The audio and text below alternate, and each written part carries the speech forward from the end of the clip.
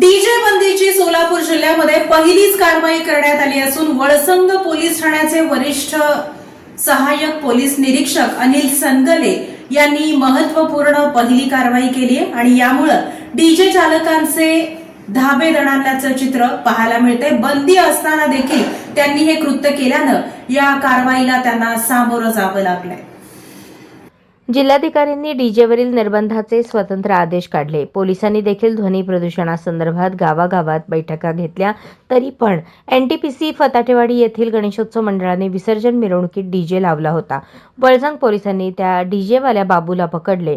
DJ system व tempo जप्त करून पोलीस ठाण्यात आणले आहे।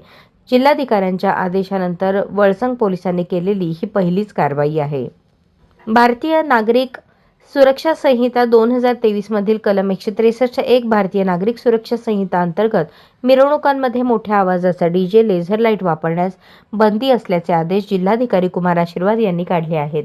ग्रामीण पोलीस अधीक्षक अतुल कुलकर्णी यांनी देखील डीजे विरोधात सक्त सूचना दिल्या आहेत। तरी देखील फताटेवाडी येथील एका गणेशोत्सव मंडळाने मंगळवारी विसर्जन मिरवणुकीत डीजे लावला होता। त्याची माहिती एका नागरिकाने वळसंग पोलिसांना कळवली। सहाय्यक पोलीस निरीक्षक अनिल सनगल्ले यांच्या मार्गदर्शनाखाली पोलीस अंमलदार शंकरराव पाटील बनकर चव्हाण यांचे पथक तिथे पोहोचले। या मिरवणुकीत जिल्हाधिकाऱ्यांचे आदेश असताना देखील डीजे लावला म्हणून राम भीमराव माने, विनायक गुरु शांत तळवार यांना पोलिसांनी ताब्यात घेतले। त्यानंतर मिरवणुकीतील डीजे, टेम्पो, इतर साहित्य देखील जप्त करून पोलीस ठाण्यात आणले। डीजेवाल्यास नोटीस देऊन सोडले असून त्याच्यावर न्यायालयात खटला दाखल करणार असल्याचे सहाय्यक पोलीस निरीक्षक अनिल सनगल्ले यांनी सांगितले।